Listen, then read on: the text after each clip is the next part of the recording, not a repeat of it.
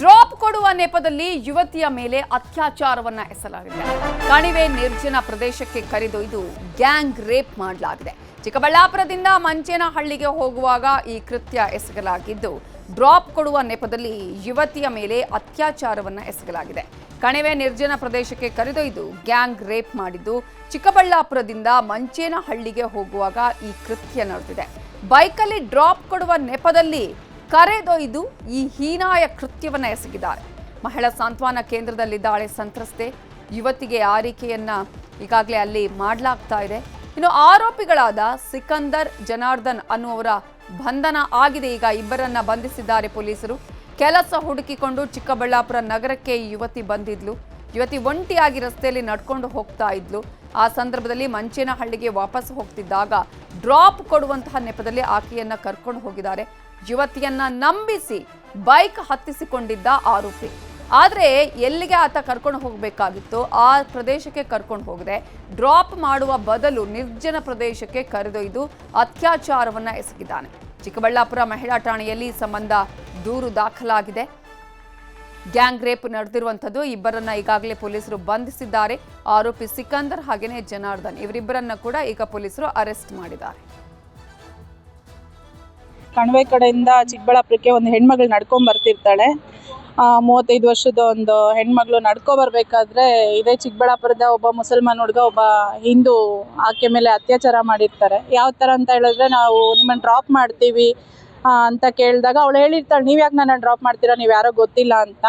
ಇಲ್ಲ, ನಾವು ಡ್ರಾಪ್ ಮಾಡ್ತೀವಿ ಅಂತ ಹೇಳಿ ನಂಬಿಸಿ ಕರ್ಕೊಂಡು ಹೋಗಿ ಕಣಿವೆಯಿಂದ ಹೊರಗೆ ಹೋಗ್ತಾನೆ ಆಕೆ ಕಿರ್ಚಲಿಕ್ಕೆ ಸ್ಟಾರ್ಟ್ ಮಾಡಿದಾಗ ಕೊಲೆ ಬೆದರಿಕೆಯನ್ನು ಹಾಕಿ ಆಕೆಗೆ ಸಾಯಿಸ್ಬಿಡ್ತೀವಿ ಕಿರ್ಚಿದ್ರೆ ಅಂತೆಲ್ಲ ಹೇಳಿ ಒಂದು ನಿರ್ಜನ ಪ್ರದೇಶಕ್ಕೆ ಆಕೆನ ಕರ್ಕೊಂಡು ಹೋಗಿ ಆಕೆ ಮೇಲೆ ಅತ್ಯಾಚಾರ ಮಾಡಿರ್ತಾರೆ.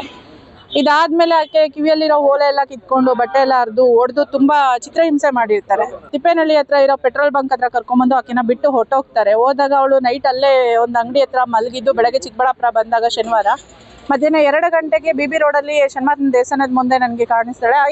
ಯಾವ ಸ್ಥಿತಿಯಲ್ಲಿ ಇರ್ತಾಳೆ ಅಂತ ಹೇಳಿದ್ರೆ, ಒಂದು ಅಸಹಾಯಕ ಸ್ಥಿತಿಯಲ್ಲಿ ಇದ್ದಂಥ ಹೆಣ್ಮಗಳನ್ನ ನೋಡಿ ಯಾಕಮ್ಮ ಏನಾಯ್ತು ಅಂತ ಕೇಳಿದಾಗ ಈ ಥರ ಕೃತ್ಯ ನಡೀತು ಅಂತ ಹೇಳಿದಾಗ ಸರಿ ಆಯಿತು ಅಂತ ಹೇಳಿ ಚಿಕ್ಕಬಳ್ಳಾಪುರ ಕರ್ಕೊಂಬಂದು ಗೌರ್ಮೆಂಟ್ ಹಾಸ್ಪಿಟ್ಲಲ್ಲಿ ಅಡ್ಮಿಟ್ ಮಾಡಿ ಇನ್ಸ್ಪೆಕ್ಟರ್ಗೆ ಫೋನ್ ಮಾಡಿದಾಗ ಇನ್ಸ್ಪೆಕ್ಟರ್ ಆಯಿತು ಅಂತ ಹೇಳಿ ಕಂಪ್ಲೇಂಟ್ ತೊಗೊಂಡು 24 ಅವರ್ಸಲ್ಲಿ ಎಂಟೈರ್ ಡಿಪಾರ್ಟ್ಮೆಂಟ್ ಟೀಮ್ ವರ್ಕ್ ಮಾಡಿ ಆರೋಪಿಗಳನ್ನ ಹಿಡಿಯೋದ್ರಲ್ಲಿ ಯಶಸ್ವಿಯಾಗಿರ್ತಾರೆ. ಇದರ ಬಗ್ಗೆ ಇನ್ನಷ್ಟು ಡೀಟೇಲ್ಸ್ ಕೊಡೋದಕ್ಕೆ ನಮ್ಮ ರಿಪೋರ್ಟರ್ ದತ್ತಾತ್ರೇಯ ಫೋನ್ ಸಂಪರ್ಕದಲ್ಲಿ ಜಾಯ್ನ್ ಆಗಿದ್ದಾರೆ. ದತ್ತಾತ್ರೇಯ, ಇದು ಎಷ್ಟೊತ್ತಿಗೆ ಯಾವಾಗ ನಡೆದಿರುವಂತಹ ಘಟನೆ, ಇದೀಗ ಆಕೆಯ ಸ್ಥಿತಿ ಹೇಗಿದೆ, ಜೊತೆಗೆ ಇವರಿಬ್ಬರನ್ನ ಬಾಯ್ಬಿಡಿಸುವಂತಹ ಸಂದರ್ಭದಲ್ಲಿ ಇವರಿಬ್ಬರ ಹಿನ್ನೆಲೆ ಬಗ್ಗೆ ಏನೆಲ್ಲ ಮಾಹಿತಿ ಸಿಕ್ಕಿದೆ? ನವಿತಾ, ಖಂಡಿತವಾಗಿ. ಯಾಕೆಂದ್ರೆ ಕಳೆದ 4 ತಿಂಗಳ ಹಿಂದೆ ಅಷ್ಟೇ ಗಂಡನನ್ನು ಸಹ ಕಳೆದುಕೊಂಡಿರ್ತಾಳೆ. ಜೊತೆಗೆ 1 ವರ್ಷದ ಹಿಂದೆ ಅಷ್ಟೇ ಒಬ್ಬ ಮಹಿಳೆ ತಾಯಿಯನ್ನು ಸಹ ಕಳೆದುಕೊಂಡಿರ್ತಾಳೆ. ಈ ನಿಟ್ಟಿನಲ್ಲಿ ಸೋದರ ಮಾವನೆಯಲ್ಲಿ ಮಾವನ ಮನೆಯಲ್ಲಿ ನೆಲೆಸಿರುವಂತಹ ಮಹಿಳೆ ಕೆಲಸಕ್ಕೆಂದು ಚಿಕ್ಕಬಳ್ಳಾಪುರಕ್ಕೆ ಬರುವ ವೇಳೆ ಈ ಒಂದು ವ್ಯಕ್ತಿ ಸಿಕಂದರ್ ಎಂಬ ವ್ಯಕ್ತಿ ಮೊದಲಿಗೆ ಬೈಕ್ ನಲ್ಲಿ ಬರ್ತಾನೆ. ಬೈಕ್ ನಲ್ಲಿ ಬಂದು ಆ ಒಂದು ಅಮಾಯಕ ಮಹಿಳೆಯನ್ನು ನಡೆದುಕೊಂಡು ಬರ್ತಾ ಇರ್ತಾಳೆ. ಸೊ ನಮ್ಮ ಮನೆಯಲ್ಲೂ ಸಹ ಹೆಣ್ಮಕ್ಳು ಇರ್ತಾರೆ, ಪರವಾಗಿಲ್ಲ ಅಂತ ಧೈರ್ಯ ಕೊಟ್ಟು ಮೊದಲಿಗೆ ಹತ್ಕೊಳ್ತಾನೆ. ಚಿಕ್ಕಬಳ್ಳಾಪುರ ಮಾರ್ಗವಾಗಿ ಹೋಗ್ತಾ ನಂತರ ಹಿಂದೆ ತಿರುಗಿ ಒಂದು ನಿರ್ಜನ ಪ್ರದೇಶಕ್ಕೆ ಕರೆದುಕೊಂಡು ಹೋಗ್ತಾರೆ. ಇದೇ ವೇಳೆ ಈ ಮಹಿಳೆ ಏನ್ ಮಾಡ್ತಾಳೆ, ಕಿರ್ಚಾಡ್ಕೊಂಡ್ರೆ ನಿನ್ನನ್ನ ಕೊಲೆ ಮಾಡ್ತೀನಿ, ನಿನ್ ಬಿಡಲ್ಲ, ನಾನು ಸಾಯಿಸ್ತೀನಿ ಅಂತ ಬೆದರಿಕೆ ಹಾಕ್ಬಿಟ್ಟು ಈ ಸಿಕಿಂದರ್ ಎಂಬ ವ್ಯಕ್ತಿ ಏನ್ ಮಾಡ್ತಾನೆ, ಮೊದಲಿಗೆ ಅತ್ಯಾಚಾರ ಮಾಡ್ತಾನೆ.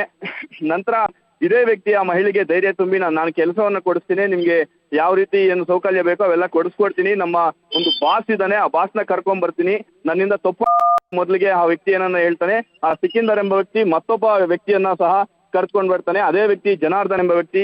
ನಂತರ ಒಂದು ಸ್ಥಳಕ್ಕೆ ಇಬ್ಬರು ಸಹ ಬಂದು ಮತ್ತೆ ಅದೇ ಮಹಿಳೆ ಮೇಲೆ ಇಬ್ಬರು ಸಹ ಅತ್ಯಾಚಾರ ಮಾಡಿ ಆಕೆಗೆ ಬಹಳಷ್ಟು ರೀತಿಯಾದಂತಹ ಚಿತ್ರಹಿಂಸೆಯನ್ನು ಕೊಡ್ತಾರೆ. ನಂತರ ಅಲ್ಲಿಂದ ಒಂದು ಮುಖ್ಯ ರಸ್ತೆಯಲ್ಲಿ ಒಂದು ಪೆಟ್ರೋಲ್ ಬಂಕ್ ಇರುತ್ತೆ. ಆ ಪೆಟ್ರೋಲ್ ಬಂಕ್ ಸಮೀಪ ಈ ಮಹಿಳೆಯನ್ನ ಬಿಟ್ಟು ಅಲ್ಲಿಂದ ಇಬ್ಬರು ಸಹ ಎಸ್ಕೇಪ್ ಆಗ್ತಾರೆ. ಈ ಮಹಿಳೆಗೆ ಏನಾಗ್ತಾ ಇದೆ ಅಂತ ದಿಕ್ಕು ತೋಚದಂತಹ ಪರಿಸ್ಥಿತಿಯಲ್ಲಿ ಮತ್ತೆ ನಡ್ಕೊಂಡು ಬರ್ತಾ ಇರುವಂತ ಒಂದು ದೇವಸ್ಥಾನ ಪಕ್ಕದಲ್ಲಿ ಕೂತಿರ್ತಾಳೆ. ಆಗ ಈ ಸಾಮಾಜಿಕ ಕಾರ್ಯಕರ್ತೆ ಈ ಮಹಿಳೆಯ ವೇಷ ಸ್ಥಿತಿಯನ್ನ ಗಮನಿಸಿ ಏನಾಗ್ತಾ ಇದೆ ಏನು ಅಂತ ವಿಚಾರಿಸಿದಾಗ ಈ ರೀತಿಯಾಗಿ ಇಬ್ಬರು ಒಂದು ಯುವಕರು ನನ್ನ ಮೇಲೆ ಅತ್ಯಾಚಾರ ಮಾಡಿದ್ದಾರೆ ಅಂತ ಮಾಹಿತಿ ತಿಳಿಸ್ತಾರೆ. ತದನಂತರ ಆಸ್ಪತ್ರೆಗೆ ದಾಖಲಿಸಿ ಚಿಕಿತ್ಸೆಯನ್ನ ಕೊಡಿಸ್ತಾಳೆ. ಇದಾದ ನಂತರ ಇಬ್ಬರು ಸಹ ಒಂದು ಮಹಿಳಾ ಪೊಲೀಸ್ ಠಾಣೆಯಲ್ಲಿ ದೂರು ಸಹ ದಾಖಲಾಗುತ್ತೆ. ಎಚ್ಚೆತ್ತುಕೊಂಡಂತಹ ಪೊಲೀಸರು ಸಹ ಕಳೆದ ಒಂದು 24 ಗಂಟೆ ಒಳಗಡೆ ಇಬ್ಬರು ಆರೋಪಿಗಳನ್ನ ಬಂಧಿಸುವಲ್ಲಿ ಯಶಸ್ವಿಯಾಗಿರುವಂತದ್ದು. ಯಾಕಂದ್ರೆ ನನ್ನನ್ನು ಕಳೆದುಕೊಂಡು ಒಂದ್ ಕಡೆ ತಾಯಿಯೂ ಸಹ ಇಲ್ಲದೆ ಅನಾಥವಾಗಿ ನನ್ನ ಕಾಲ ಮೇಲೆ ನಾನು ನಿಂತ್ಕೋಬೇಕು ಅಂತ ಒಂದು ಈ ಮಹಿಳೆ ಏನು ಆಸರೆಯಿಂದ ಕೆಲಸಕ್ಕೆಂದು ಹುಡುಕ್ತಾ ಇರ್ತಾಳೆ. ಇಂತಹ ಮಹಿಳೆ ಮೇಲೆ ಈ ರೀತಿಯಾಗಿ ಮಾಡ್ತಾ ಇರುವಂತಹ ವಿಚಾರಕ್ಕೆ ಸಂಬಂಧಿಸಿದಂತೆ ಈಗ ಜಿಲ್ಲೆಯಲ್ಲಿ ಸಹ ದೊಡ್ಡ ಮಟ್ಟದ ಸದ್ದು ಆಗ್ತಾ ಇದೆ. ಇಂಥವ್ರಿಗೆ ನೇಣಿಗಂಬ ಕೇಳಿಸ್ಬೇಕು ಅಂತ ಸುದ್ದಿ ಕೇಳಿ ಬರ್ತಾ ಇರುವಂತದ್ದು ನವಿತಾ. ಥ್ಯಾಂಕ್ ಯು ದತ್ತಾತ್ರೇಯ ಡೀಟೇಲ್ಸ್ಗೆ. ನಮ್ಮ ಜೊತೆ ಇದೀಗ ಮಾತನಾಡೋದಕ್ಕೆ ಆ ಮಹಿಳೆಯನ್ನ ರಕ್ಷಣೆ ಮಾಡಿದಂತಹ ಶಿಲ್ಪಾ ಗೌಡ ಅವರು ಫೋನ್ ಸಂಪರ್ಕದಲ್ಲಿ ಜಾಯ್ನ್ ಆಗಿದ್ದಾರೆ. ನಮಸ್ತೆ ಶಿಲ್ಪಾ ಗೌಡ ಅವರೇ. ನಮಸ್ತೆ. ಈಗ ಆ ಯುವತಿಯ ಸ್ಥಿತಿ ಹೇಗಿದೆ? ನೀವು ನೋಡಿದಂತಹ ಸಂದರ್ಭದಲ್ಲಿ ಹೇಗಿತ್ತು ಆಕೆಯ ಪರಿಸ್ಥಿತಿ?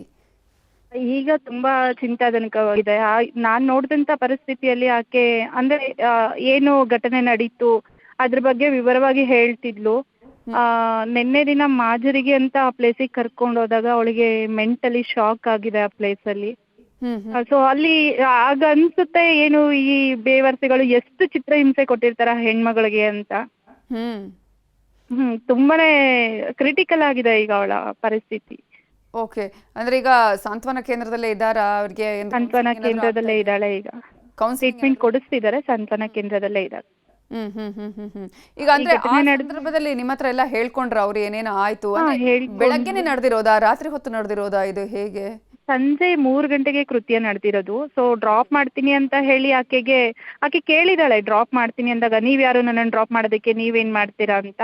ನಮ್ಮನೆಲ್ಲೋ ಅಕ್ಕ ತಂಗಿರಿದ್ದಾರೆ, ನಾವು ಡ್ರಾಪ್ ಮಾಡ್ತೀವಿ ಅಂತ ಕೂರಿಸ್ಕೊಂಡು ಅಲ್ಲೊಂದು ಅಜ್ಜಿ ಮನೆ ಹತ್ರ ಹೋಗಿ ಬಿಡ್ತಾನೆ ಒಬ್ಬ ಮುಸಲ್ಮಾನ್ ಹುಡುಗ. ಬಿಟ್ಟ ತಕ್ಷಣ ಅಜ್ಜಿಗೆ ಹೇಳ್ತಾನೆ ಒಂದ್ 5-10 ನಿಮಿಷ ಬರ್ತೀನಿ ಇಲ್ಲೇ ನೋಡ್ಕೊಂಡಿರಿ ಅಂತ. ತದನಂತರ ಅವ್ನ ಫ್ರೆಂಡ್ ನ ಒಬ್ಬನ ಕರ್ಕೊ ಬರ್ತಾನೆ. ಈಕೆನ ಮಧ್ಯದಲ್ಲಿ ಕೂರಿಸ್ಕೊಂಡು ಕಣಿವೆ ಕಡೆ ಕರ್ಕೊಂಡು ಹೋದಾಗ ಆಕೆ ಕಿರ್ಚ್ಲಿಕ್ಕೆ ಸ್ಟಾರ್ಟ್ ಮಾಡ್ತಾಳೆ. ಈ ಕಡೆ ಯಾಕೆ ಕರ್ಕೊಂಡು ಹೋಗ್ತಿದ್ದೀರಾ, ನಾನ್ ಚಿಕ್ಕಬಳ್ಳಾಪುರ ಹೋಗ್ಬೇಕಂತ. ಇಲ್ಲ ಇಲ್ಲೇ ತೋಟದ ಹತ್ರ ಊಟ ಕೊಟ್ಟು ಹೋಗ್ಬೇಕು, ಕರ್ಕೊಂಡು ಹೋಗ್ತೀವಿ ಅಂತ ಕರ್ಕೊಂಡೋಗಿ ಒಂದು ನಿರ್ಜನ ಪ್ರದೇಶಕ್ಕೆ ಕರ್ಕೊಂಡೋಗಿ ಇಬ್ರು ಆಕೆ ಮೇಲೆ ಅತ್ಯಾಚಾರನ ಮಾಡ್ತಾರೆ. ಆಕೆ ಕಿವಿಯಲ್ಲಿರೋ ಹೋಲೆನ ಕಿತ್ಕೊಂಡು ಹೊಡೆದು ಯಾರಿಗಾರು ಹೇಳಿದ್ರೆ ಸಾಯಿಸ್ಬಿಡ್ತೀವಿ ಅಂತ ತುಂಬಾ ಬಟ್ಟೆ ಎಲ್ಲ ಹರಿದು ಹಿಂಸೆ ಮಾಡಿರ್ತಾರೆ ಅವಳಿಗೆ. ಅದಾದ್ಮೇಲೆ ನೈಟು ರೋಡಲ್ಲಿ ಅಲ್ಲಲ್ಲ, ಚಿಕ್ಕಬಳ್ಳಾಪುರದಿಂದ ಒಂದು 17 ಕಿಲೋಮೀಟರ್ಸ್ ಆಗುತ್ತೆ. ಅವಳು ಚಿಕ್ಕಬಳ್ಳಾಪುರಕ್ಕೆ ಅಂತ ನಡ್ಕೊಂಡ್ ಬರ್ತಾಳೆ. ನೆಕ್ಸ್ಟ್ ಡೇ ಅಲ್ಲೇ ಪೆಟ್ರೋಲ್ ಬಂಕ್ ಹತ್ರ ಮಲ್ಕೊಂಡಿದ್ದು ನಡ್ಕೊ ಬರ್ತಾಳೆ. ನಡ್ಕೊ ಬಂದಂತ ಸಂದರ್ಭದಲ್ಲಿ ನನ್ನ ಜೊತೆ ಅಂದ್ರೆ ನಾನ್ ರೋಡಲ್ಲಿ ಕಾಣಿಸಿದಾಗ ಕೇಳ್ತೀನಿ ಅವಳ ಸ್ಥಿತಿ ನೋಡಿ, ಯಾಕಮ್ಮ ಏನಾಯ್ತು ಅಂತ ಹೇಳಿದಾಗ ಫುಲ್ಲು ವಿವರವಾಗಿ ಹೇಳ್ತಾಳೆ, ಈ ತರ ನಡೀತು. ನಿಮ್ಗೆ ಯಾಕೆ ಪರಿಸ್ಥಿತಿ ನೋಡಿ ಏನಾದ್ರು ಡೌಟ್ ಬಂತ ಆಗ್ಲೇ? ಅಂದ್ರೆ ಡೌಟ್ ಅಂದ್ರೆ ಆಕೆ ಪರಿಸ್ಥಿತಿ ಹೇಗಿತ್ತಂದ್ರೆ ಕಾಲಲ್ಲಿ ಚಪ್ಪಲಿ ಇಲ್ಲ, ಬಟ್ಟೆ ಹರಿದಿದೆ, ಮೈ ಮೇಲೆಲ್ಲ ಗಾಯಗಳಿದೆ. ಆ ರೋಡಲ್ಲಿ ಹೋಗ್ತಿದ್ದಾಗ ಆ ತರ ಸ್ಥಿತಿಯಲ್ಲಿದ್ರೆ ಅನ್ಸುತ್ತೆ ಏನೋ ಪ್ರಾಬ್ಲಮ್ ಇದೆ ಅಂತ. ಕರೆದು ಕೇಳಿದಾಗ ಆಕೆ ವಿವರವಾಗಿ ಹೇಳ್ತಾಳೆ ಇದನ್ನ. ಈಗ ಈ ಇಬ್ರು ಆರೋಪಿಗಳಿದಾರಲ್ಲ, ಅವರ ಯಾರು, ಏನು ಅವರ ಹಿನ್ನೆಲೆ ಏನು? ಅವರು ಅಲ್ಲಿ ಚಿಕ್ಕಬಳ್ಳಾಪುರದವ್ರೆ. ಒಬ್ಬ ಅವನ್ ಮುಸಲ್ಮಾನ್ ಹುಡುಗ, ಇನ್ನೊಬ್ಬ ಹಿಂದೂ. ಸೊ ಇಬ್ರು 24 hours ಅಲ್ಲಿ ಚಿಕ್ಕಬಳ್ಳಾಪುರ ಪೊಲೀಸರು ಅವ್ರನ್ನ ಅರೆಸ್ಟ್ ಮಾಡಿದ್ದಾರೆ. ತುಂಬಾನೇ ಕಷ್ಟಪಟ್ಟಿದ್ದಾರೆ. ಅಂದ್ರೆ ಕಂಪ್ಲೇಂಟ್ ಆಗಿದ್ದು ನೈಟ್ 2 ಗಂಟೆವರೆಗೂ ಅವತ್ತು ಎನ್ಕ್ವೈರಿ ಮಾಡಿದ್ದಾರೆ. ನೆಕ್ಸ್ಟ್ ಡೇ ಅವ್ರನ್ನ ಅರೆಸ್ಟ್ ಮಾಡೋದ್ರಲ್ಲಿ ಪೊಲೀಸರು ಯಶಸ್ವಿ ಆಗಿದ್ದಾರೆ. ಈ ಇದ್ರಲ್ಲಿ ಪೊಲೀಸರು ತುಂಬಾ ಗಮನ ಹರಿಸಿ ಆಕೆಗೆ ನ್ಯಾಯ ಕೊಡ್ಸೋ ಅಂತ ಪರಿಸ್ಥಿತಿ ಇದು ಮಾಡಿದ್ದಾರೆ.